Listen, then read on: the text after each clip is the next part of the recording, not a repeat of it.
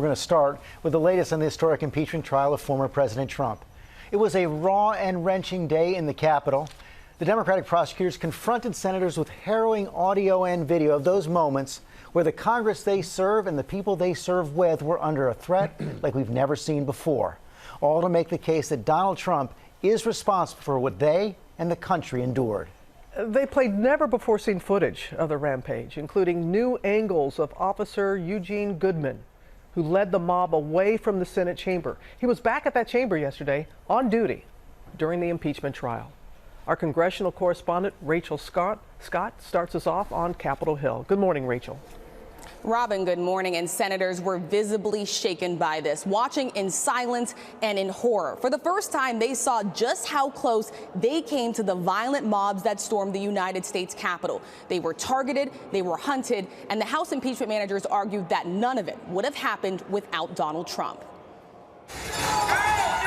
This morning, Democrats preparing to drive home their case against the former president, using stunning, never-before-seen images to force senators to relive the deadly siege and confront the grim reality it could have been worse. Members of the mob hunting lawmakers in the hallways, like House Speaker Nancy Pelosi. Oh, Nancy!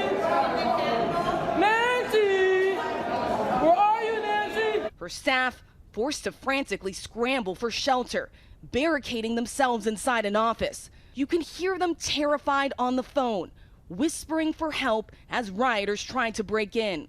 We need Capitol Police, I think. Come into that way. Those police officers outnumbered and overwhelmed. In this newly released body camera footage, one of them dragged down the stairs by the mob and tased. And new security footage revealing just how close rioters came to another one of their targets, Vice President Mike Pence. Hey, Mike Pence! Bring out Pence! As the rioters reached the top of the stairs, they were within 100 feet of where the vice president was sheltering with his family. They were talking about assassinating the vice president of the United States. In another chilling video, Senator Mitt Romney almost comes face to face with insurrectionists, unknowingly walking straight towards them until Officer Eugene Goodman steps in, directing Romney back to safety. Goodman also spotted here, leading rioters away from the Senate chamber. But Democrats say the harrowing truth is they were all at risk. You were just 58 steps away from where the mob was amassing and where police were rushing to stop them. The House impeachment managers argue that one man, former President Donald Trump, was solely responsible for it all, calling him the insider-in-chief. Fight like hell. Insisting his false claims of a rigged election were part of a months-long drumbeat used to ignite the riot. He told them to fight like hell, and they brought us hell on that day. Incited by President Trump, his mob attacked the Capitol.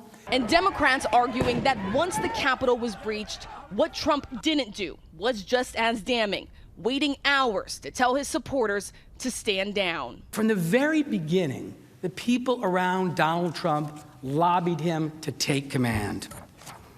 What's also clear is what Donald Trump, our commander-in-chief, did in those initial hours to protect us. Nothing. Not a thing. He knew it was happening. And Republican Senator Lisa Murkowski calling that evidence damning, but still, there seems to be only a handful of Republican senators who are keeping an open mind about conviction. Democrats need the support of 17, and right now, Robin, even with all of that video, they just don't have the numbers. It does seem that way, Rachel, but there is other legal issues for the former president. Georgia prosecutors have started a criminal probe into Trump's efforts to overturn that state's election results. Yeah, Robin, and this includes that call that Trump made to the Georgia Republican Secretary of State. It was recorded. You can hear him asking him to find nearly 12,000 votes, the exact number that he would need to overturn President Joe Biden's victory in the state. Trump's team pushing back on this. They say it's just the latest attempt to score political points during an impeachment trial, Robin. All right, Rachel, thank you.